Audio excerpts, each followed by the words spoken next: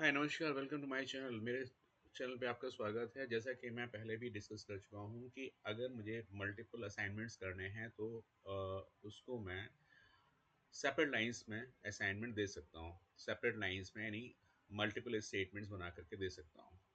और वही काम अगर हमें करना है तो मान लीजिए मुझे मेरे पास मल्टीपल वैल्यूज़ हैं, मल्टीपल आइडेंटिफायर्स हैं, तो वो असाइनमेंट मैं कैसे करूँगा?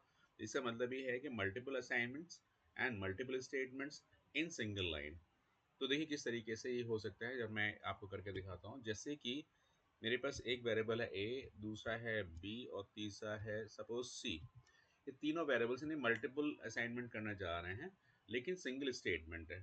तो ए कॉमा बी कॉमा सी मेरे पास तीन आइडेंटिफायर्स हो गए। और तीनों आइडेंटिफायर्स में अगर मैं ये वैल्यूज़ कुछ इस तरह से दूँ, 10, 20, 30, तो आप ये देखेंगे कि असाइन हो जाएगा। और जब मैं प्रिंट करूँगा तो जो वैल्यूज़ हैं ए कॉमा बी कॉमा सी कुछ इस तरीके से प्रिंट हो जाएंगे। करेक्ट। इसका मतलब ये है कि 10 ए में चला गया, 20 बी में चला गया और 30 सी में चला गया। तो इस तरीके से हमारे सिंगल लाइन में मल्टीपल असाइनमेंट्स हो चुके हैं। तो हमेशा इस चीज़ का भी ध्यान रखना है कि अगर आपके पास जो नंबर ऑफ वेरिएबल्स दोनों साइड में एक से होने चाहिए। ऐसा नहीं होना चाहिए जैसे मैंने एक किया A comma B comma C is equal to 10, 20। ये चीज़ नहीं होनी चाहिए। इसमें आपको एरर मिलेगी। क्या एरर मिलेगी?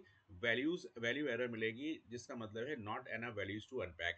सिमिलरली अगर मैं इसका उल्टा कर दूं, like A comma B is equal to 20,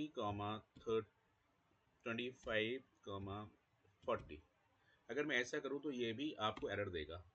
तो यहाँ पर ये एरर आएगी, वो आएगी value error, too many values to unpack. तो ये देखिए किस तरीके से number of variables and number of values दोनों ही साइड में बराबर होनी चाहिए और हम सिंगल लाइन में ये असाइनमेंट कर सकते हैं। तो ये जानकारी आपको किस लगी? अगर आपको जानकारी अच्छी लगी तो अपने फ्रेंड्स के साथ शेयर करिए और मेरे चैनल को सब्सक्राइब करिए।